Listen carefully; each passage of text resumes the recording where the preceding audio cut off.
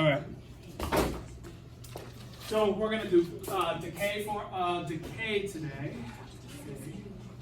All right, now this is a type of exponential function. All exponential functions are in what form? Y, or f of x equals a times b to the x power. All right. Now, if this is a growth formula like we just did, what happens to this? B is a number between what? 1 and 0. 0. It's greater than 1. If the base is greater than 1, that means we're increasing percentage-wise, right? Think about it like 1 plus 0.25, those are growth. If B is, so if the base is more than 1, everything's growth. So that compound interest, that was the type of growth, okay? Because all of that stuff in the parentheses added up to more than 1. So it's a growth. Decay is when this B is, no, less than 1 but greater than 0. That's decay. Remember when we did the Friday, I told you about fractions? Fractions are decay. So if this number, if B is in between 0 and 1, then it is a decimal or a fraction in between 0 and 1. It's decay, which means what? Over time, it gets smaller, exponentially. Here's what a growth formula looks like.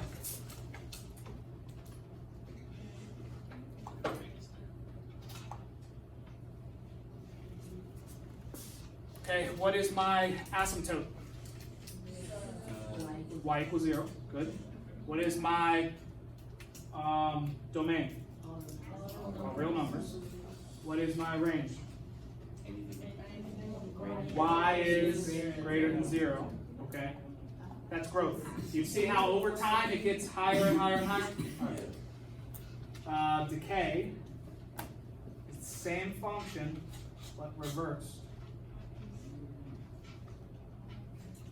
So over time it gets smaller and smaller and smaller. Now let's take that tree falls in the woods example. If a tree falls in the woods, it's 100 feet long, and it decays 50% per year. So after the first year, how much is left? 50 feet. And then 25. And then 12.5. And then 6.25. And then 3.125, right? And then, so what's going to happen is if I keep cutting it in half, what's going to happen? Smaller for how long? Forever. What will it never get to? 0. So this is a decay function. It gets closer and closer to 0, but it never actually goes away. Okay? All right. And the growth function, it does that, but on the other side of the function. So it's the same function, it's just turned around. Okay. All right, so here's what decay looks like. We're looking at number 21. What's the initial value, please? Amaka. The initial value is 50. 50? Okay. Oh, I'm sorry. Let me do this. Here is the decay function. You guys saw this in your book. It's f of x equals a times 1 minus r to the x power. It's the exact same thing, except for the minus, right? Same as growth, but it's minus 3. So what is the rate here? What variable represents the rate? R. What is the decay factor? Whatever 1 minus r is, right? Okay. So what was my initial value again, Amaka? 50. 50. All right, so here we have f of x equals 50. And let's make this into an example. Let's say the tree. The tree is the best thing in my opinion. As we see a tree falls, we know it decays over time, right? All right, so we'll say a 50-foot tree falls in the woods. What is my rate of decay? What does it give me on 21? What does it say that is? It says the decay factor is what? So decay factor is 0.9. So does that go here? No. What goes here? 0.1. Why is it 0.1? Please explain, Gloria.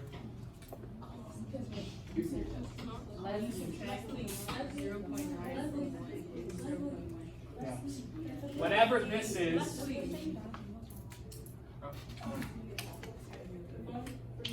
Leslie's has a phone call? Who is this? What? Hello?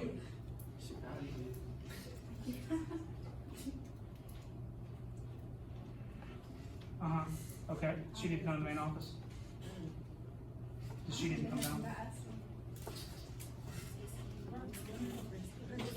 Got it. Leslie, if you have the money, go to Humphrey. Okay, so let me be real clear about this because I think this is going to confuse a lot of us. All right, Karen, listen carefully, all right? The problem told us the decay factor is 0.9. You might want to just take that 0.9 and plug it in for R, but that is not the case. The decay factor is this.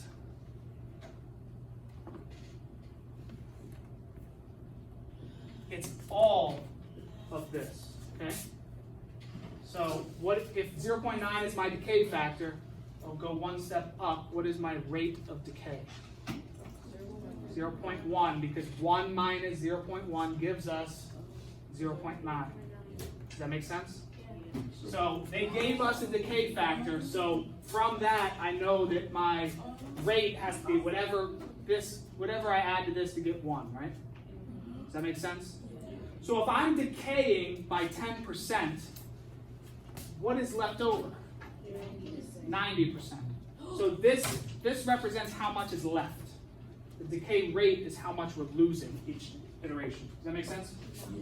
Okay, I'm glad it doesn't make sense. Good, let's move on. All right, so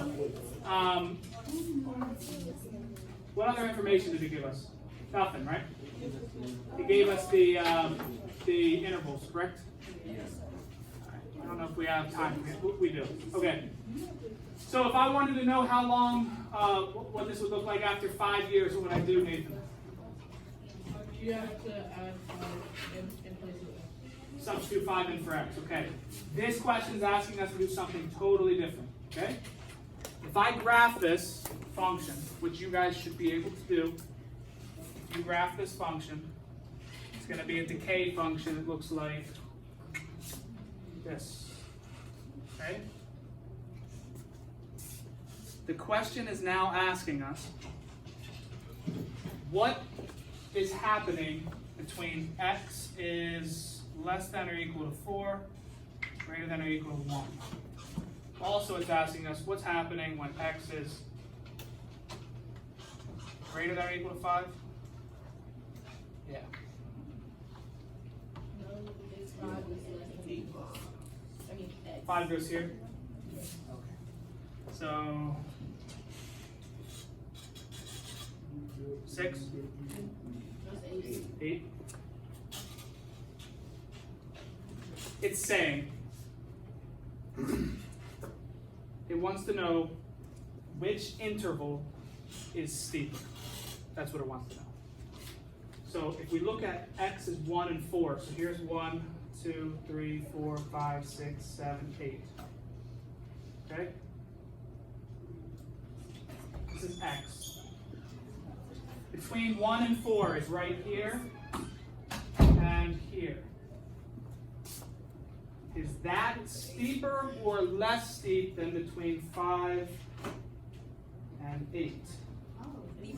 So which one is steeper? This one or this one? 1 or 2? 1 is steeper, right? Even though it's negative, it's still steeper, correct? Okay. How do we show that mathematically? This is how you do it. You plug this in, this in, this in, and this in, and you get the y values, and then you plug all that into the slope formula. Yeah. So watch, just watch. You do f of 1 You do f of 4. You do f of 5. You do f of 8. Okay, so when you're doing f of 1, what are you saying x is? Okay, so we know this is going to give us an ordered pair, right? And 1 is going to be the x, correct? And this is going to give us an ordered pair, and 4 is going to be the x, right? And this one too. 5 is the x, 8 is the x.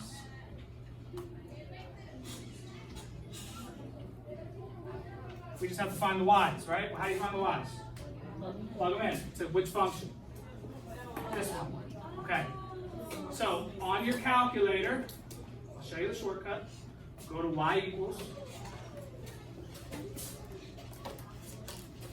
Plug in the function 50, parenthesis, 0.9, close the parenthesis, raise it to the x power, and then hit graph. Plug this into y equals. For the first line, y sub 1. Wait, which is the x one? No, raise it to the x power, and then hit graph. All right. Now we have a few minutes. Okay. So your line should say this. It should say it's got y sub 1, right? Correct. It has the y sub 1 equals, right? And then it should say 50 parentheses 0.9 close parentheses up arrow x. That's what you want to plug in. Alpha. The x is this button right here. Ah! Xt theta n. That's your variable button. Okay, hit graph. Nothing there because it's too big, but that's fine. Now hit second table. Does it give you all the tables? All the letters? Okay, so what do you get when f is 1? What do you get when f is 4? 32.8. Okay, what do you get when f is 5? 29.25. 29.25? No, 5.25. 525? Yes, sir. Okay, and 8? 21.523. Okay. So, how do you find the average rate of change between these two? Minus. No. You put them into slope formula. And these two? Slope formula. Yeah. All right. So here we'll pause. We'll pause this for today, and I'll pick it up tomorrow. You guys should be working on your. You should be able to get through most of your homework tonight. Bring any questions you have tomorrow. Okay. The homework is due tomorrow by midnight tomorrow night. So you have tonight and tomorrow night to work on this homework. How many of you already started it? Kudos. Namaste. What? Oh, see ya.